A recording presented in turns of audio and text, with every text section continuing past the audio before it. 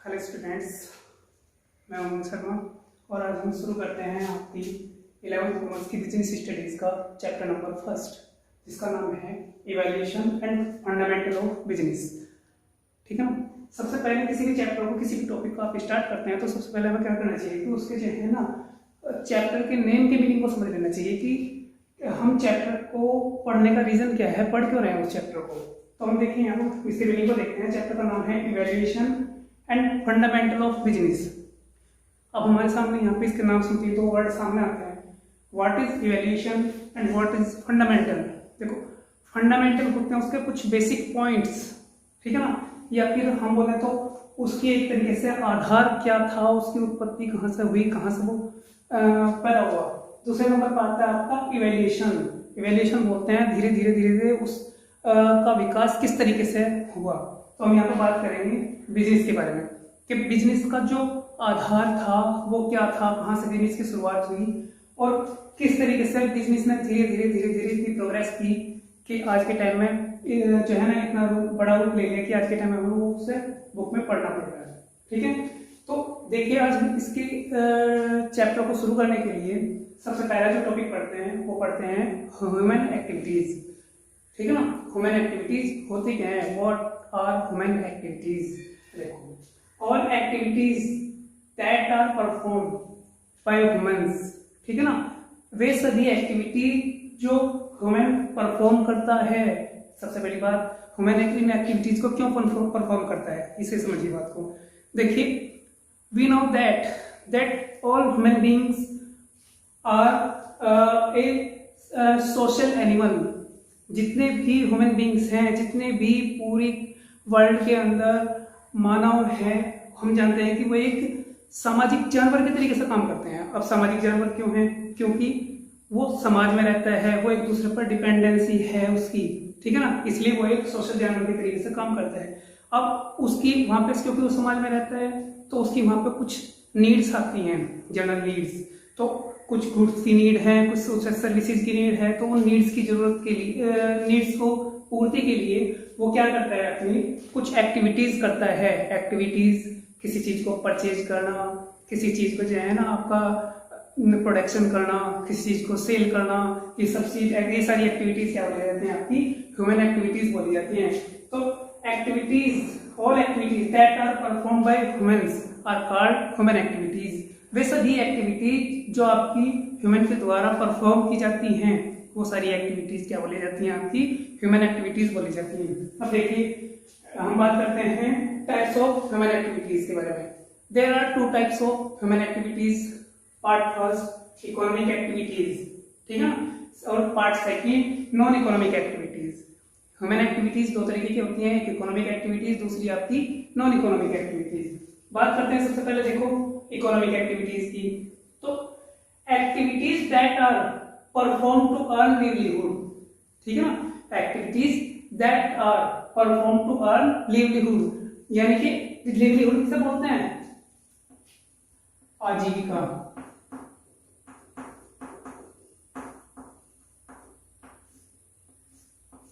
आजीविका को बोलते हैं लिवलीहुड, यानी कि आजीविका बोलते हैं अपने जीवन को कमाने के लिए जिस मनी की जरूरत पड़ती है। ठीक है ना, जो हम उस मनी को कमाने के लिए एक्टिविटी परफॉर्म करते हैं वो बोली जाती हैं आपकी इकोनॉमिक एक्टिविटीज। ऐसी कौन कौन सी एक्टिविटीज हैं जो हम पैसे को कमाने के लिए परफॉर्म करते हैं? ऐसी बहुत सारी एक्टिविटीज हैं। बच्चे आप खुद भी एग्जाम्पल मन में सोच सकते हैं। तो मैं बताता हूँ आपको। एक टीचर टीचिंग इन स्कूल, एक टीचर एक स्कूल में पढ़ाता है। क्यों पढ़ाता है? ताकि वो वहां से सैलरी ले सके और अपने जो है ना अपने आजीविका कमा सके, अपने घर को चलाने के लिए कुछ पैसे कमा सके। एक डॉक्टर है, आप डॉक्टर के पास जाते हैं, डॉक्टर बिना फीस के आपको देख लेगा नहीं, वो आपसे फीस लेगा। वो फीस क्या होगी? उसकी लिवलीहुड होगी, उसकी आजीविका होगी। इसी तरीके से एक वर्कर है जो किसी एक फैक्ट्री के अंदर वर्क करता है या फिर वो किसी ऑफिस के अंदर वर्क करता है। ठीक है ना, तो उसके लिए वो क्या लेता है, तो सैलरी लेता है या वेजेस लेता है, वो उसकी क्या बोली जाती है, आपकी लिवलीहुड बोली जाएगी। एक बिजनेसमैन है, बिजनेस क्यों करता है? पैसा कमाने के लिए, और वो पैसा उसका क्या बोला जाएगा, प्रॉफिट कमाने के लिए। वो प्रॉफिट क्या बोला जाएगा, उसका लिवलीहुड। इस तरीके की और भी बहुत सारी एक्टिविटीज हैं। तो हम कह सकते हैं कि all activities that are perform to earn livelihood, वे सारी की सारी एक्टिविटीज जो परफॉर्म की जाती हैं लिवलीहुड के लिए, ठीक है ना, आजीविका कमाने के लिए भी क्या बोली जाती है आपकी human activities, sorry economic activities बोली जाती हैं। अब बात करते हैं types of economic activities. Economic activities कितने तरीके की होती हैं? वैसे तो इकोनॉमिक एक्टिविटीज काफी तरीके की होती हैं, लेकिन हम उनके बारे में कुछ को डिस्कस कर रहे हैं। जैसे कि हो गया पहला बिजनेस, नेक्स्ट हो गया आपका प्रोफेशन, नेक्स्ट हो गया आपका एम्प्लॉयमेंट, ठीक है ना। हम इनके बारे में बाद में बात करेंगे। सबसे पहले मैं आपको बताता हूँ कि what are non economic activities. Non economic activities क्या होती हैं? तो all activities that are perform out of love, sentiments, patriotism, sympathy are called non economic activities. वे सभी एक्टिविटीज जो आप किसी लव के लिए, अपने स्नेह के लिए, अपने किसी भावनाओं के लिए, अपने जो है ना देशभक्ति के लिए या किसी से लगाव के लिए जिन एक्टिविटीज को परफॉर्म करते हैं वे बोली जाती हैं आपकी non economic activities. Non economic activities का मैं आपको एक और चीज बता दूं, जो मेन एम होती है वो किसी भी तरीके से लिवलीहुड की अर्निंग नहीं होती। उसका जो मेन एम होती है, उसकी मेन एम ये होती है कि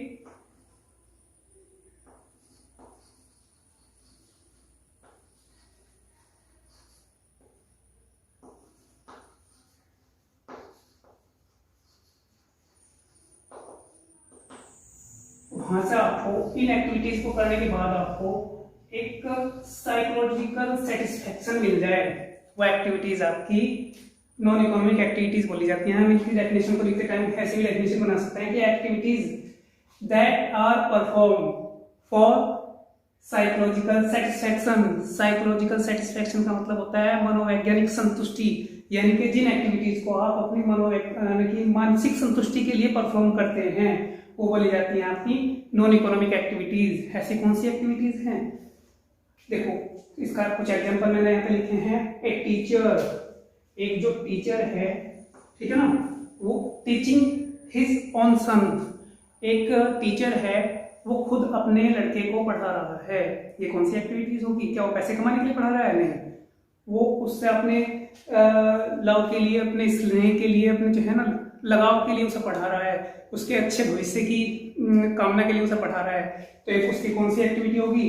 नॉन इकोनॉमिक एक्टिविटीज, क्योंकि यहाँ पे लिवलीहुड अर्निंग नहीं है, ठीक है ना। गोइंग टू टेम्पल, हम मंदिर जाते हैं, क्या हम इसलिए जाते हैं कि वहां पे जाकर कुछ पैसा कमा लेंगे? नहीं, हम केवल अपने जो है ना साइकोलॉजिकल सेटिस्फेक्शन के लिए मंदिर में जाते हैं। और ये एक्टिविटीज हमारी क्या बोली जाती है? एक्टिविटीज बोली जाती हैं non economic activities which are perform not to livelihood, ठीक है ना, जो आजीविका कमाने के लिए आप परफॉर्म नहीं करते, एक्टिविटीज बोली जाती हैं आपकी नॉन इकोनॉमिक एक्टिविटीज।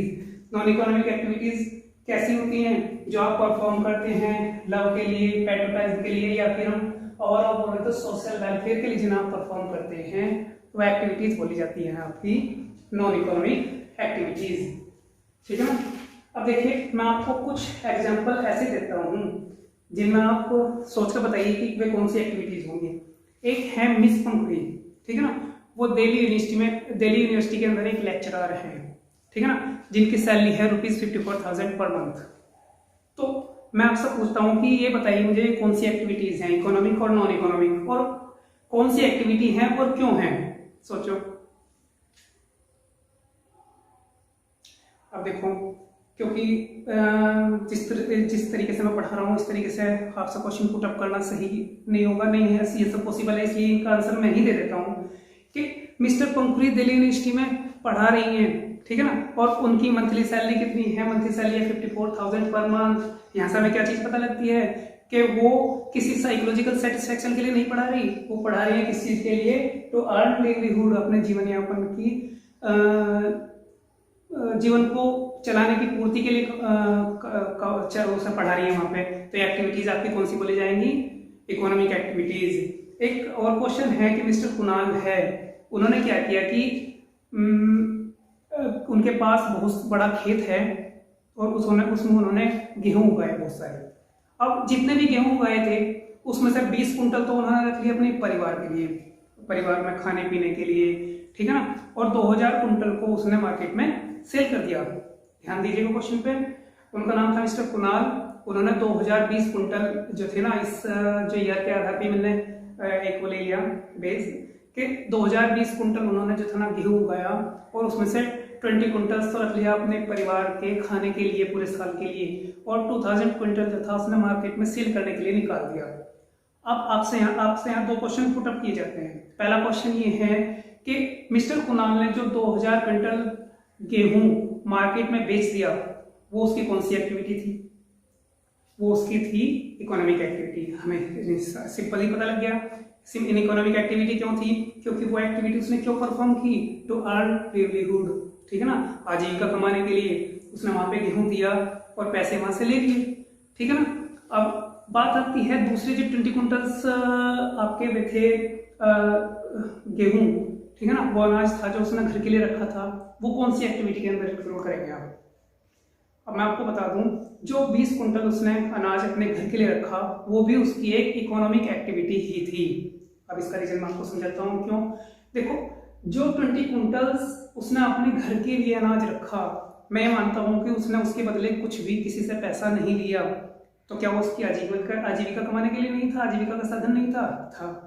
क्योंकि घर पर अगर कोई भी मिस्टर कुणाल होगा, उनका परिवार होगा, अगर वो गेहूं घर पर ना रखते, ठीक है, तो वो क्या करते? कहाँ से खाना खाते? तो वो भी तो उसकी जीविका का साधन है, उसके जीने का एक साधन है। तो इसलिए एक्टिविटी कौन सी होगी? वो भी उसकी इकोनॉमिक एक्टिविटी ही होगी। अब देखो, हम बात करते हैं नेक्स्ट, एक है मिस्टर विष्णु। मिस्टर विष्णु क्या करते हैं? वो क्या करते हैं कि एक अच्छी मीडिया कंपनी जो है, ठीक है ना, उसमें एक जो है ना काम करते हैं एक वर्कर के एज ऑफिशियल वर्कर, ठीक है ना। लेकिन अब होता क्या है कि वो शाम के टाइम किसी एक गरीब बस्ती में जाते हैं, और वहाँ पे उन्होंने देखा है कि वहाँ पर बहुत सारे बच्चे हैं जिनका लिखने पढ़ने का लिए वो अपने जो लेवल है, जीने का जो लेवल है, उसे उठाने के लिए उनके पास कोई भी जरिया नहीं है। तो वो क्या करते हैं, वहाँ पे जाते हैं और डेली शाम को लगभग 2 घंटे वो वहाँ पे जाके वहाँ के जो गरीब बच्चे हैं उन्हें इकट्ठा करते हैं और पढ़ाते हैं फ्री ऑफ कॉस्ट, ठीक है ना। वो वहाँ पे जाते हैं और उन्हें 2 घंटे फ्री ऑफ कॉस्ट पढ़ाते हैं। तो ये उसकी कौन सी एक्टिविटी बोली जाएगी? अब देखो, वो 2 घंटे रेगुलरली वहाँ पे जा रहे हैं, उन बच्चों को पढ़ा रहे हैं, लेकिन क्या उनसे कुछ अर्निंग करते हैं? नहीं। इसलिए क्योंकि वो वहाँ पे लिवलीहुड की अर्निंग ना करके अपने जो साइकोलॉजिकल सेटिस्फैक्शन है उसे प्राप्त करते हैं। ये बात सही है। तो वो उन बच्चों को जो पढ़ा रहे हैं, गरीब बच्चों को इसलिए पढ़ा रहे हैं, अपने साइकोलॉजिकल सेटिस्फैक्शन के लिए पढ़ा रहे हैं। इसलिए उनकी कौन सी होगी? Non economic activities.